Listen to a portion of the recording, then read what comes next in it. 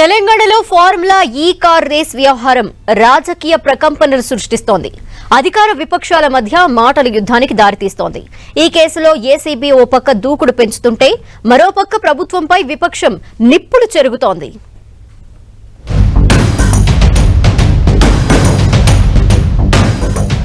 తెలంగాణలో ఫార్ములా ఈ car race case వ్యవహారంలో బీఆర్ఎస్ వర్కింగ్ ప్రెసిడెంట్ మాజీ మంత్రి కేటీఆర్ చుట్టూ ఉత్సు మరింతగా బిగుస్తున్నట్లు తెలుస్తోంది. ఇప్పటికే ఈ కేసులో నిధుల దుర్వినియోగంపై విచారణ చేయాలని తెలంగాణ సీఎస్ శాంతికుమారి ఇచ్చిన లేఖతో ఏసీబీ విచారణలో దూకుడు పెంచింది. అభియోగాలు వచ్చిన వారికి నోటీసులు ఇచ్చేందుకు రంగం సిద్ధం చేస్తోంది. అవసరమనుకుంటే అరెస్ట్ చేసేందుకు కూడా వెనుకాడకుండా పక్కా వ్యూహాలను సిద్ధం చేసుకుంటోంది. ఇప్పటికే ఈ కేసులో ఐఏఎస్ అరవింద్ కుమార్ పాత్రపై వివరాలు తీసుకుంది ఏసీబీ.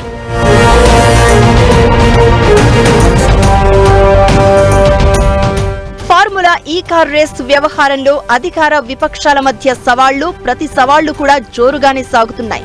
కేటీఆర్ పై వస్తున్న ఆరోపణలకు బీఆర్ఎస్ గట్టిగానే కౌంటర్ ఇస్తోంది. ఈ అంశంపై అసెంబ్లీలో చర్చించాలంటూ డిమాండ్ చేస్తోంది. తెలంగాణ సీఎం రేవంత్ రెడ్డికి మాజీ మంత్రి కేటీఆర్ సవాల్ చేస్తూ లేఖ రాశారు. దమ్ముంటే ఫార్ములా ఈ రేస్ అంశంపై శాసనసభలో చర్చ పెట్టాలని సవాల్ విసిరారు.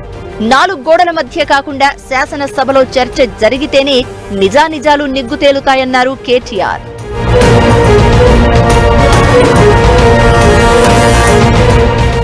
రెండు 2023లో బీఆర్ఎస్ ప్రభుత్వ హయాంలో హైదరాబాద్ వేదికగా ఫార్ములా ఈ కార్ రేస్ ఈవెంట్ జరిగింది.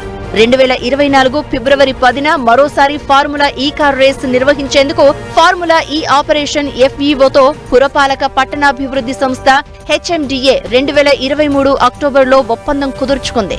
దీనికోసం హెచ్ఎండిఏ 55 కోట్ల రూపాయలు ఎఫ్ఈఓకు చెల్లించింది. తర్వాత రాష్ట్రంలో కాంగ్రెస్ అధికారంలోకి వచ్చింది. ఈ ఒప్పందాన్ని రద్దు చేసింది. ఆర్థిక శాఖ నుంచి ముందస్తు అనుమతి తీసుకోకుండానే హెచ్ఎండిఏ ఎఫ్ఈఓకు చెల్లించిందని, విదేశీ సంస్థకు నిధుల బదిలీ ప్రక్రియలో కూడా ఆర్బీఐ నిబంధనలు పాటించలేదని భావించింది. దీంతో హెచ్ఎండిఏ చెల్లించిన 55 కోట్ల రూపాయల లావాదేవీలపై విచారణకు ఆదేశించింది సర్కార్.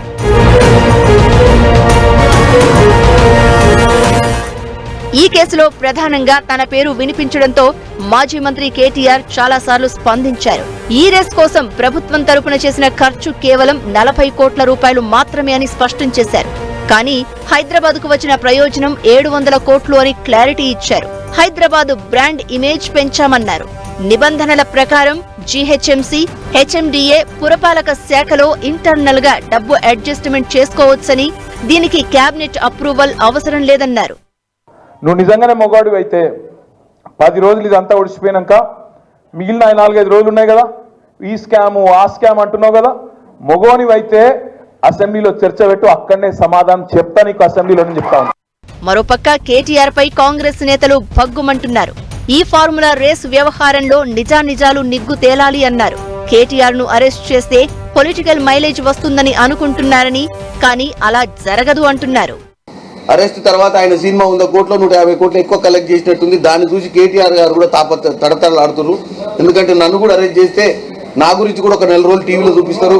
ఓ 15 రోజుల తర్వాత బెయిల్ తెచ్చుకొని మళ్ళీ బయటకు వస్తే మళ్ళీ ఒక 3 రోజులు నా సినిమా నడుస్తుంది. మంచిగా బ్రహ్మాండంగా పుష్ప 2 మాదిరిగా నాది పుష్ప 3 లెక్క అయింది అనుకొని ఓ పిచ్చి ఆలోచనతోటి నన్ను అరెస్ట్ చేయి అంటుండు. ఆయనకు తెలియదు.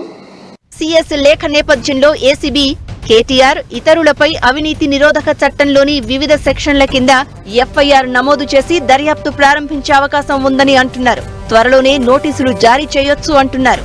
దీంతో ఈ వ్యవహారం ఎలాంటి పొలిటికల్ టర్న్ తీసుకుంటుందోనన్న చర్చ తెలంగాణలో జోరందుకుంది.